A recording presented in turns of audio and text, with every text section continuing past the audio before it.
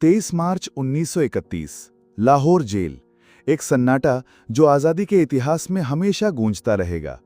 3 नौजवान भगत सिंह, राजगुरु और सुखदेव फांसी के तख्ते की ओर बढ़ते हैं और सवाल आज भी वहीं खड़ा है। अगर महात्मा गांधी चाहते तो क्या भगत सिंह को बचाया जा सकता था?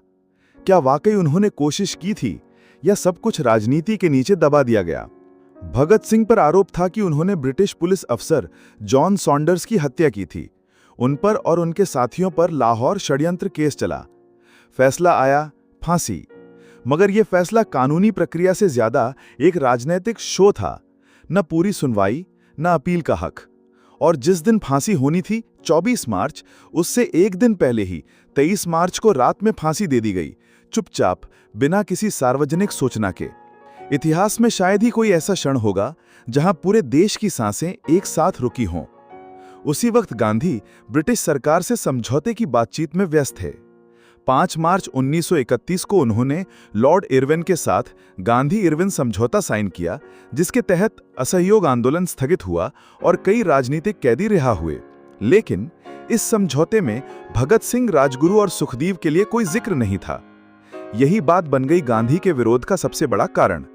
लोगों ने कहा, गांधी ने क्रांतिकारियों को छोड़ दिया। लेकिन इतिहास के दस्तावेज कुछ और कहते हैं। गांधी ने अक्टूबर 1930 से ही लॉर्ड इरविन को पत्र लिखने शुरू किए थे और कई बार उनसे व्यक्तिगत बातचीत में भी फांसी रोकने की अपील की। उन्होंने ये भी कहा था कि फांसी किसी भी समाज में सुधार की संभावना को खत्म कर देती है। गांधी ने अपील की, दबाव डाला और यहां तक कि गांधी-इरविन वार्ता में भी यह मुद्दा उठाया। मगर लॉर्ड इरविन ने एक ही जवाब दिया, कानून को अपना काम करने दीजिए। जैसे ही भगत सिंह और उनके साथियों को फांसी दी गई, देश भर में गुस्से की लहर दौड़ गई।